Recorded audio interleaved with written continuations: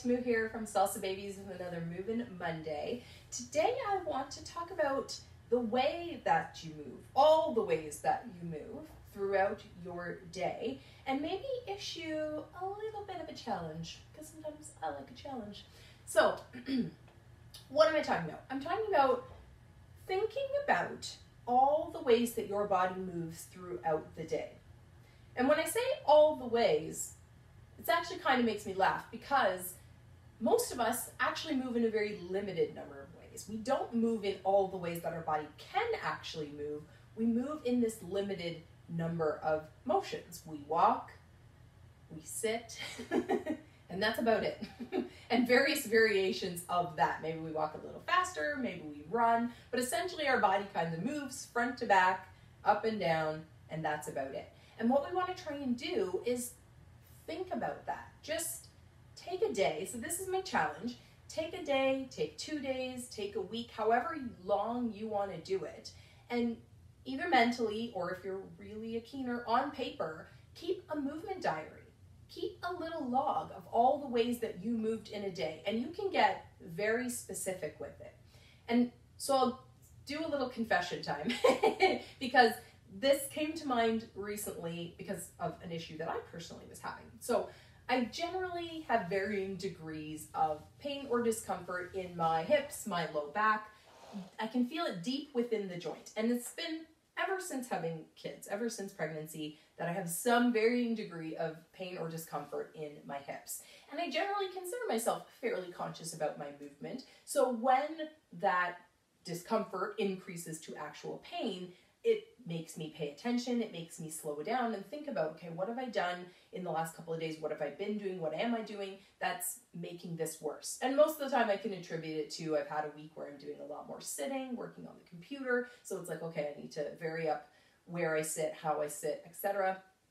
Or the one that came to mind most recently.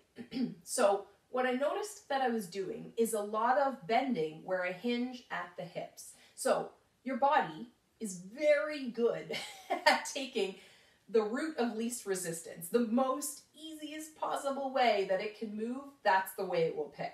And you know you do it, where you're like, I need to get something over there. And instead of getting up off your seat, walking over there, getting the thing, coming back down, you will reach with all of your might. You will go gadget arms to try and reach that thing because it is a lot more muscles to actually get up off your seat and get it than it is to just strain your entire upper body reaching out in space to try and get it. We've all done it. You reach from bed to get your phone instead of just turning and getting out. We've all done it. So your body will use the least possible muscles, the least possible energy to do whatever job you need it to do if you let it. If you demand it to do more, it will do more. And movement is 100% a if you don't use it, you lose it kind of game. And if you don't believe me, go try to do a cartwheel, sit cross-legged on the floor, try to squat down and get back up. It's tough. Things that you used to do so easily. Watch how your kids move.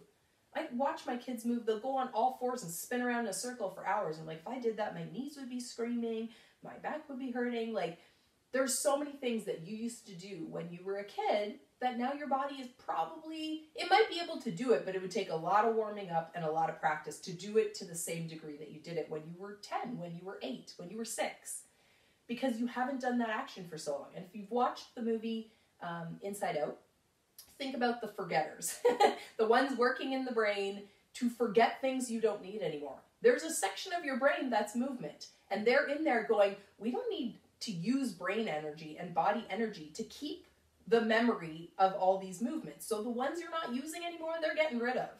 If what you're not using anymore is walking or running or climbing, they're going to get rid of that. And if you don't believe me again, go and sit and watch people walk around. Watch people walk through the mall. Oftentimes you will see people who are in your age bracket or a little bit older, and even older than them, who don't pick up their feet as much when they walk, who are a little more hunched over, their shoulders are a little more rounded. It's not that they don't want to stand up, they physically can't anymore. I even just watch my parents get up and down from chairs. And the level of effort that it takes for them to get up and down sometimes is like, ooh, that's concerning. I don't want to be there. I don't want to be there in 10 years or 20 years.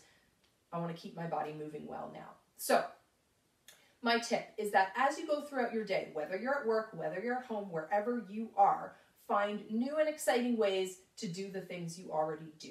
So my example from my own personal life that I'm working on right now is that I'm somebody who, so I put my remote on the floor because oftentimes that's where things are in my house, is on the floor, to sort of illustrate what I'm talking about.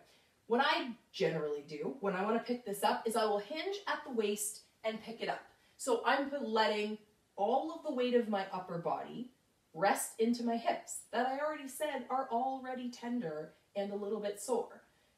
That's not going to make them less tender and sore. It's going to make them keep doing that work, which isn't necessarily bad. I want them to keep doing that work, but they also need a break, and other parts of my body probably need to work more.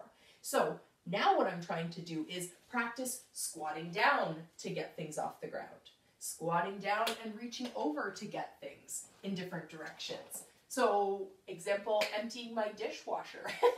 Normally, I would hinge at the waist and then come back up and twist over to put things away. And my dishwasher is only on one side of my kitchen, so it's the exact same action over and over and over again, never demanding that my body move in any other way. Or I'll lean or I'll bend into one knee to try and reach into the dishwasher instead of moving around. So now what I'm trying to do is come to the opposite side of my dishwasher, squat down to pick up the dishes, and then come right over to the cupboard. Add a couple extra steps in there just because I can. When you're at work, take the stairs instead of taking the elevator. Use your body more. Get up and do a lap of the office just because you can. Offer to go and get things off the shelf just so that you can reach your arms up overhead. Unfortunately, we often spend a lot of our day only ever reaching this high. And maybe you reach this high to get a glass, or that high to get dishes, or that high to use the microwave. You don't bring your arms up overhead.